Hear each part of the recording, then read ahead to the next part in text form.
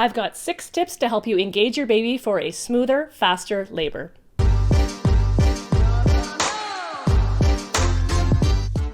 I'm Tina B. I'm a labor and delivery nurse and a mama of 4, and I'm here to help you to put your best bump forward. Today's video is all about how can we get this baby to engage better into our pelvis to allow your labor to go smoother and hopefully faster for you. In previous videos, we've talked a ton about dilation, which is how open or how closed your cervix is, and we've also talked about effacement, which is how long or how short, thin and thick your cervix is. But today's video, we're talking about something new. We're talking about something called station. And the reason we're talking about station is because it's really important in your labor, as important, if not more, than dilation and effacement. And that's because station is referring to where baby's head is in your pelvis. And we need to know where baby's head is in your pelvis so that we can use that information to progress your labor by changing your position to accommodate baby's position. So here is our pelvis that we are all familiar with, and you'll see here right around the middle of the pelvis are these 2 little nodules that stick out. That's called your pelvic spine. And this is the point in your pelvis that we use to measure where baby is. You have kind of 3 zones of your pelvis when we're talking about labor and delivery. You have an upper bowl of your pelvis, which is here, your pelvic inlet. You have that mid pelvis around those spines that we just talked about. That is your mid pelvis. And then you have this lower part of your pelvis, and we call that the pelvic outlet. And we also, of course, have the sacrum, which is very important when we're talking about birthing positions. But for today's video, we're going to focus on these 3 zones of the pelvis and the positions that we can use with our bodies to help open up individual areas of that pelvis to help baby to turn, twist, and move down in the pelvis and out earth side. When you hear your provider or your team talking about your station during your birthing experience,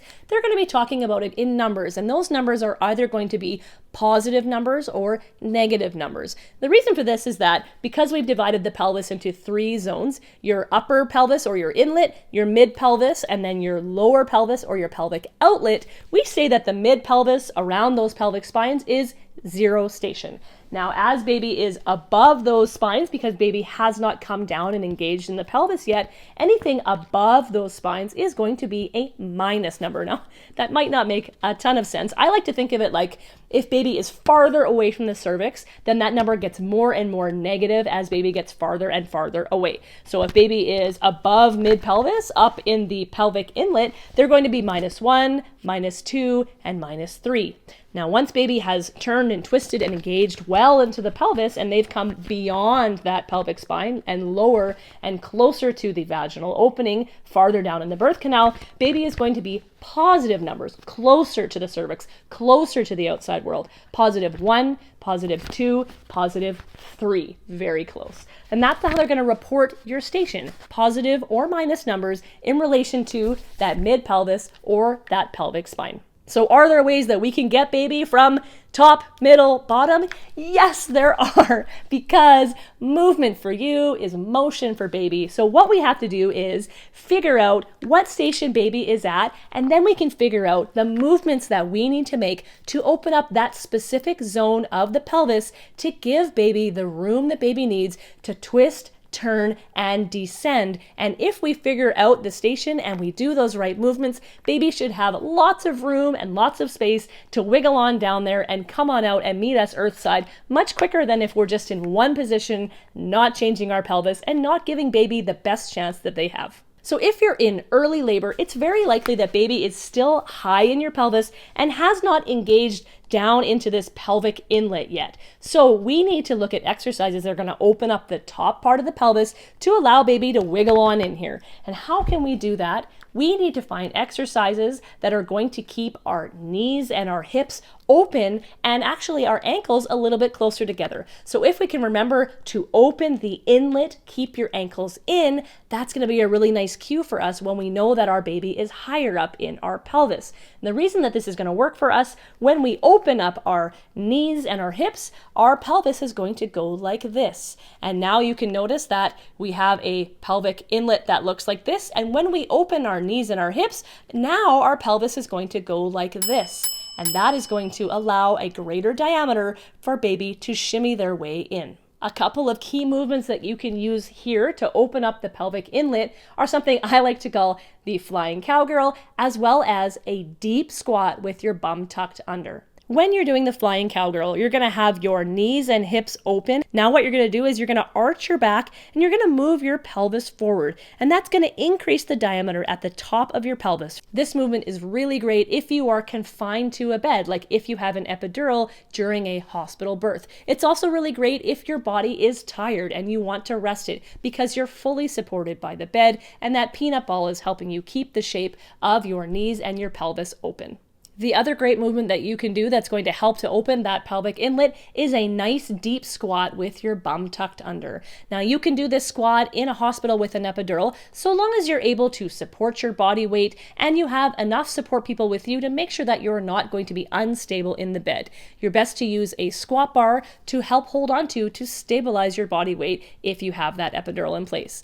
Having your knees wide in the squat is going to externally rotate your leg bones, and that's going to help to open that inlet side to side, and then tucking your bum under during the squat to open more front to back. Also feel free with a squat to utilize a birthing ball, but just remember when you're sitting on that birthing ball in that deep squat that you keep your legs and knees open and wide.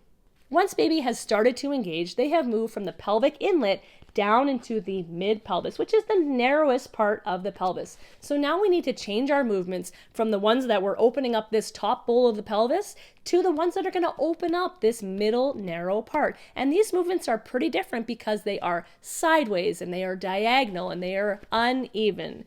And ones that we want to use are going to be a lunge. And if you can't do a lunge because you are in the bed with an epidural, we can also do a runner's pose with a peanut ball or ambulating or walking up and down the stairs sideways, because these are movements that are uneven, sideways, and diagonal. And the lunge is really, really great because that movement front and back on a diagonal really helps to rock open this mid-pelvis and make it wider for baby to move down. During the lunge, you can either lunge while you're kneeling on the floor, or you can actually do a lunge that is standing with your foot up on a piece of furniture. Just be sure to have somebody there with you for stability. Now, if you're unable to get out of bed to do a lunge because you have an epidural, you can do something called a runner's pose. And in this runner's pose, we utilize a peanut ball, and you have your lower leg straight and your upper leg right up and over that peanut ball so that your pelvis is in that uneven diagonal position to open up that mid-pelvis. Now that you have successfully rocked open that narrow mid-pelvis, baby has had a chance to move lower into the pelvis and is now engaging in your pelvic outlet region. So now we need to shift gears from movements that are diagonal and sideways and uneven to movements that are going to target increasing the diameter of this pelvic outlet. Because when we give baby more room now in the pelvic outlet, baby will have an easier time coming through that pelvic outlet and being born earthside to you. And that is what we've been trying to do this whole time. We are on stage 3 of 3. We've opened up the pelvic inlet. We've opened up the mid-pelvis. Now we need to work on the pelvic outlet. But saying that, the movements that you need to do to open up a pelvic outlet are probably going to go against what you think you should be doing to open up your pelvis. That's because in TV and movies, and even in the current culture of labor and delivery, we always think we need to reef back on our knees and open our pelvis as wide as we possibly can to make all this room for baby. But if we're doing movements that are opening up our pelvis and our knees as wide as we can, you're going to notice that the diameter of the pelvic outlet here is actually going to narrow. It's going to shrink, and we're actually giving baby less room to come through that pelvic outlet. What we need to be doing to open up the lower part of your pelvis is actually positions where your knees come together and your ankles go out. Because when we put our knees together, that diameter that you're seeing here is actually going to increase, giving baby the most amount of room that they possibly could have to come the rest of the way through the pelvis. Now, bringing your knees together can be incorporated in a lot of different positions. If you find yourself on your back, you can actually bring your knees together and ankles apart and have your partner or the staff in the room support your legs in that ankles out position, or you can rest your legs in the stirrups with those ankles out. If you are in bed with an epidural, you can simply alter a side lying position to be a knees in, ankles out position by moving a peanut ball down from between your legs to between your ankles and then closing the knees together. This way you are resting, but you are resting with your knees in to facilitate making the diameter of that pelvic outlet larger.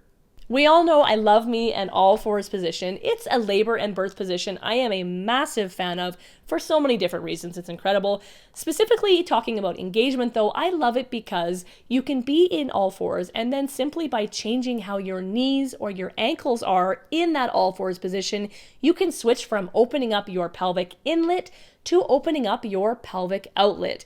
When you're in all fours, if you open up your knees wide and you bring your ankles together, you've now opened up that pelvic inlet to help baby drop and engage. And then once baby starts to engage further and comes down lower in your pelvis, you can then change while in all fours from having the top of your pelvis open to opening the bottom by taking your knees, angling them in, and moving your ankles out.